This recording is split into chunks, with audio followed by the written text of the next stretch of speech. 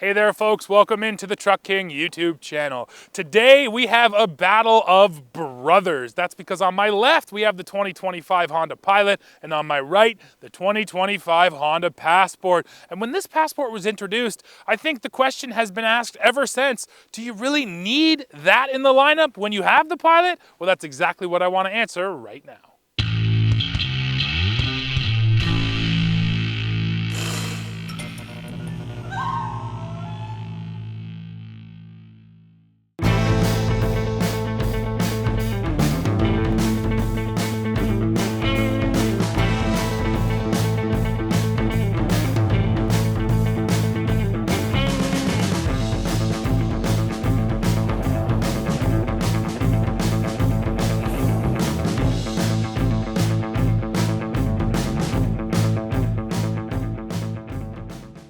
Let's start off with the engines, and yes, both the Pilot and the Passport use a 3.5 liter naturally aspirated V6 with slightly different numbers. Over here in the Passport, you're talking about 280 horsepower, 262 pound-feet of torque sent through a 9-speed transmission, while in the Pilot, we're getting 285 horsepower, yes, that's 5 more, the same 262 pound-feet of torque, but that is sent through a 10-speed automatic, so slightly more power and 1 extra gear out of the Pilot. When looking at the big differences between these two, you have to start with the size. So the Pilot is larger, about 11 inches longer, and it has about 3 inches of additional wheelbase compared to the Passport. And yes, the Pilot has a third row, where the Passport only has 2 rows. So this is a 5-seater, this can be a 7 or 8-seater. So just in general, yes, Pilot is bigger. That's how you can remember the main differences. Now I want to talk a little bit more about the Trail Sport models though, because these are both outfitted with the Trail Sport package. That's supposed to be a little more rugged, a little bit more about going off-road. So with the Pilot, you actually get a 1-inch lift. The tires here are all-terrains, although today we do have snow tires on, and the tires on the Pilot are slightly larger too. Those are 30.5 inch versus 29.5 inch, so a 1-inch larger set of tires. Now all of that does equal more ground clearance for the Pilot. Over here you have 8.3 inches, over here just 8.1 inches, but yes, they are pretty close. And then on the flip side, the Passport gets better approach and departure angles by a couple of degrees, and that's because the overhangs in the front and especially in the back are way shorter than the Pilot. So yes, just looking at the off-road numbers, a bit more ground clearance here, but ground clearance doesn't really matter if you can't get your nose up and onto an obstacle. So I do appreciate the higher approach and departure you're getting out of the Passport. Before we dive deeper into the features, we do have to talk about sort of the update timeline with both of these vehicles. Now, this Passport is a number of years old now. It has gone without an update, but don't worry, for 2026, we are getting an updated Passport. In fact, Honda has released pictures of it. You can see it right here. So yes, this 2025 model is the last year you're gonna get this generation Passport. On the flip side, over here with the Pilot, this thing was just updated. So this is a very fresh, new vehicle. So yes, we are comparing something very new to very old, but if you're shopping these, cross-shopping them in 2025, these are the two models you're gonna be looking at, and you can simply tell the difference by the styling. I think the Pilot is a little sharper looking, a little more modern, where the Passport's a little more rounded, a little softer. But hey, why don't you drop in the comments and just let me know which one do you think looks better. Talking about towing, both of these models will pull 5,000 pounds. Now, interestingly, the hitch down there is included with the Pilot Trail Sport package, but obviously not included with the Passport Trail Sport because we don't have one today. And now let's go check the payload on the door jamb stickers. Passport's good for 948 pounds. And the Pilot is good for 1,173 pounds. So nice to see that the vehicle that's meant to accommodate more people and more stuff also gets a higher payload. Let's take a look at the passenger space right now. So I like to start with the baby seat situation. We have the captain's chairs today here in our Trail Sport. They both come with lower latch and a top tether. In the third row back there, you are getting top tethers across the whole row, but you only get one lower latch position on the passenger side. So now let me climb in. On paper, this is 40, just over 40 inches of rear or second row legroom, and it's a ton. This is my seating position, so this seat is quite a ways back, and I feel like I got plenty of space. My knees are a little bit tall, but it's really not bad. And actually what stands out to me is how much headroom I have. I stand at 6'2", and I'm feeling pretty clear of the roof up there, so that's nice.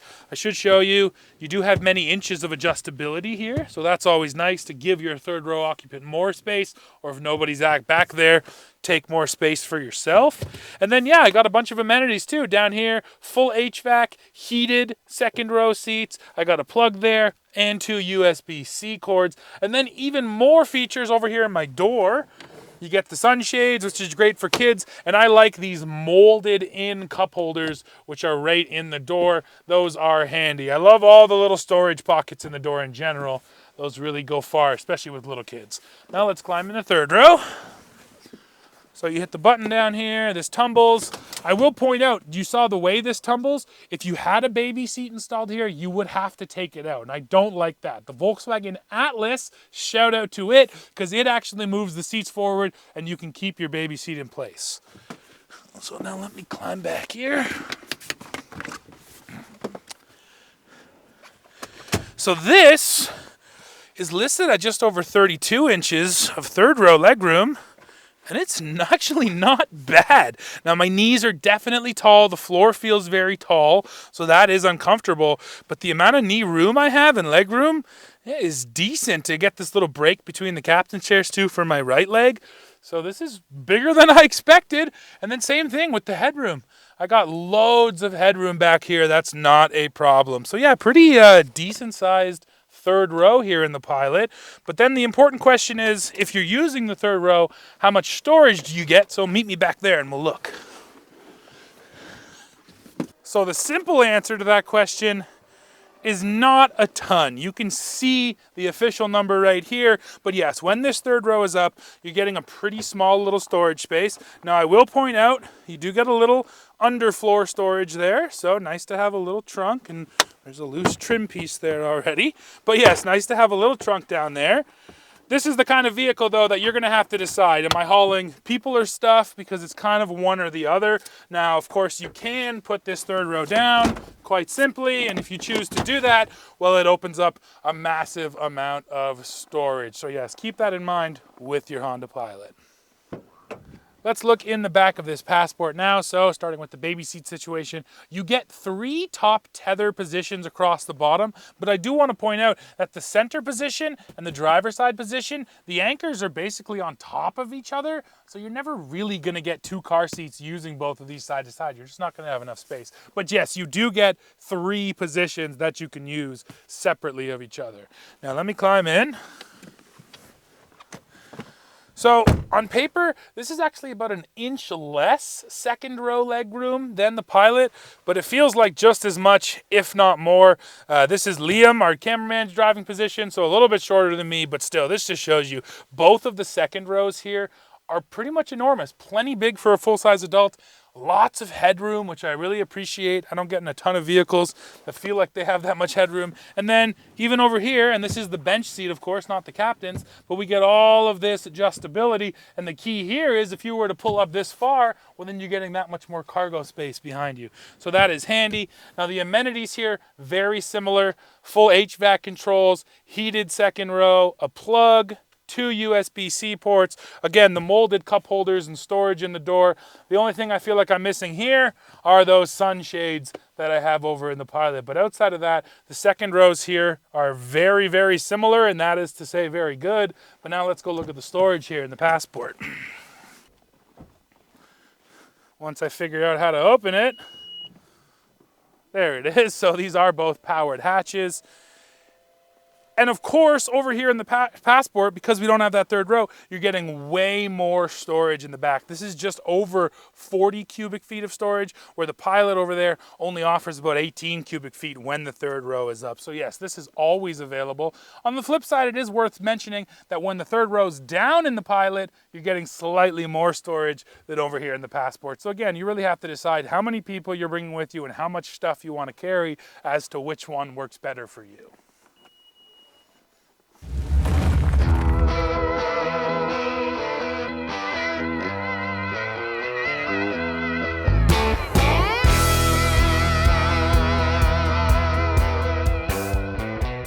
And now, folks, here we are driving, and first we are behind the wheel of the Honda Passport. So as you've obviously seen already in this video, it is very snowy where we are shooting, and we actually just got fresh snow this morning, and it's been a bit warm today, so the roads are just squishy, slushy, a little bit wet, a little bit icy, so good winter conditions to test all-wheel drive.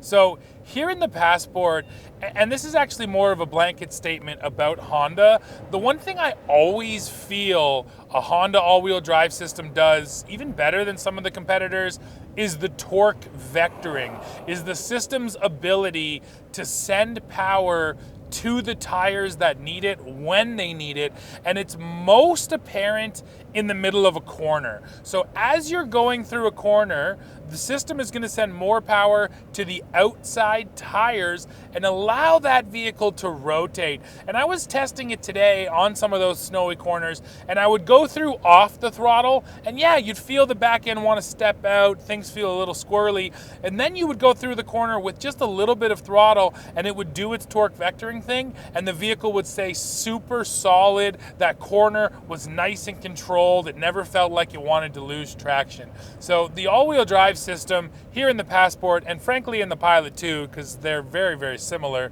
they've both performed quite well in the snow.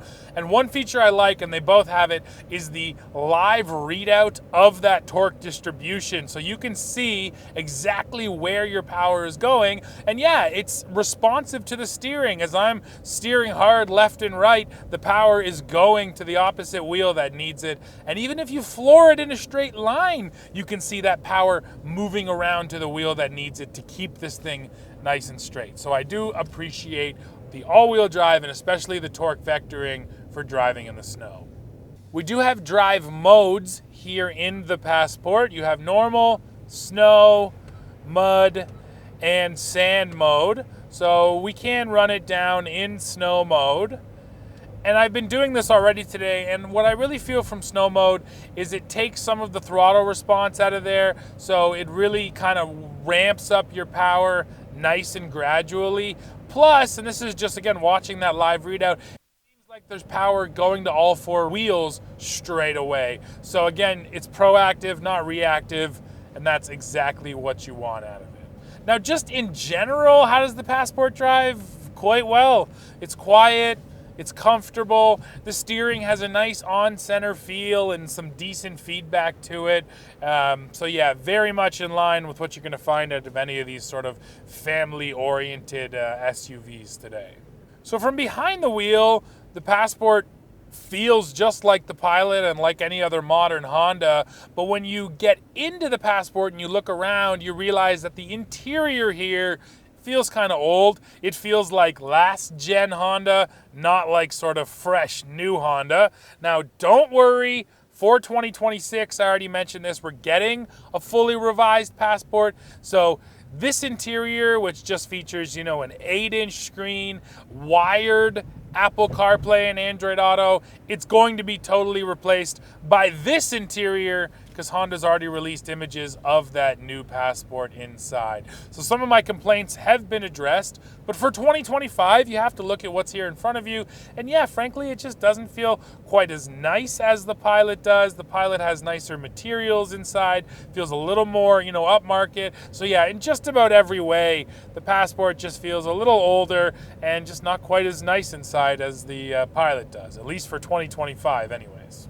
The last point I want to make in the Passport before we jump in the Pilot is, yeah, you're getting the older interior, you're getting a lot, you know, less physical vehicle, you're not getting the third row back there, but you're also getting a more affordable price point. Here in Canada, the Passport Trail Sport next to the Pilot Trail Sport, it's going to save you just a little bit over $5,000. So when you consider that, well, you know what? The Passport does look a little bit more attractive just based on the price. But now let's go jump in the Pilot and yeah, talk about how it stacks up and if it feels, you know, any different from behind the wheel.